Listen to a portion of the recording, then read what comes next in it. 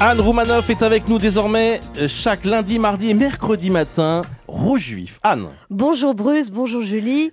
Il ne vous aura pas échappé que le problème majeur de la France en 2012, c'est il n'y a plus de sous. Alors je voudrais saluer ce matin une des brillantes de Valérie Pécresse, ministre du Budget, qui a annoncé que pour les cérémonies des vœux, Bercy allait remplacer les petits fours par des galettes des rois. Il n'y a plus qu'à servir du champomis dans des gobelets en plastique et les vœux dans les ministères vont ressembler à des goûters d'anniversaire. Faudrait pas que Roselyne Bachelot débarque à l'improviste, sinon ils vont la prendre pour le clown qui gonfle les ballons. Non mais moi je dis bravo Valérie, il n'y a pas de petites économies, mais enfin à raison de 2000 € d'économies par ministère, calculé au bout de combien de siècles on va venir à bout de la dette publique française, qui est, je le rappelle, d'1,720 milliard €. Il n'y a plus de sous, mais le gouvernement demande à la SNCF de verser à chaque salarié de 6 francs une prime de licenciement de 100 000 € pour qu'il la réinjecte dans l'entreprise.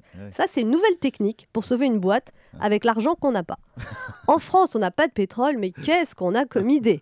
Après les Golden Parachutes, voici les Silver Bouées. Non mais la grande question c'est, est-ce que les femmes des dockers vont être d'accord? J'imagine déjà les discussions animées. 100 000 € doudou, prends l'oseille et tire-toi. Attends, on va rembourser le crédit du pavillon, on s'achète une Mégane, on va pas aller investir le pognon dans des ferries en train de couler. Ouais, mais moi j'ai dit aux copains du syndicat qu'on se battrait pour sauver l'outil de travail. Ou enfin des ferries qui prennent eau, tu sais comment ça s'appelle? Des sous-marins. Et ça va être ça le grand défi des politiciens en 2012, se montrer proche des Français. Fini le luxe, fini le gaspillage, fini le bling-bling. On est dans le bof-bof. Le prochain président de la République, c'est pas au Fouquet's qu'il ira fêter sa victoire, mais au flunch ou aux courtes pailles. Pour les voyages officiels, fini les avions privés. Les ministères devront prendre EasyJet, le RER ou la deuxième classe SNCF. À propos de transport, j'ai lu une dépêche qui titrait « Présidentielle, la caravane Hollande accélère ».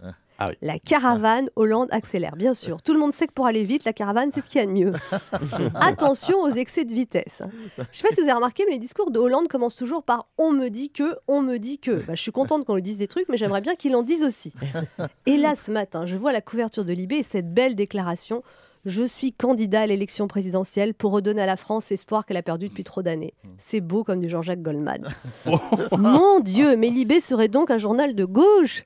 La France avait perdu l'espoir. Heureusement, François Hollande tient le bureau des objets trouvés.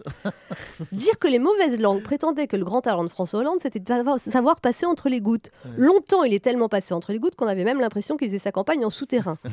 C'était pas un candidat, c'était René Lataupe. Mais c'est fini tout ça. Ce matin, Libé, ce soir, Hollande va en plus parler au journal de 20h sur France 2. Parler, il le fait souvent, mais la grande question, c'est est-ce qu'il va enfin dire des choses? Dans Libération, on nous explique que la France souffre, que tout va mal, que des trucs qu'on sait déjà. En fait, le problème en ce moment, c'est pas le diagnostic de la maladie, c'est le remède. Faire des ordonnances, c'est pas difficile, mais le souci, c'est qu'on n'a plus du tout de sous pour acheter des médicaments. Bravo et merci beaucoup Anne Roumanoff. À demain.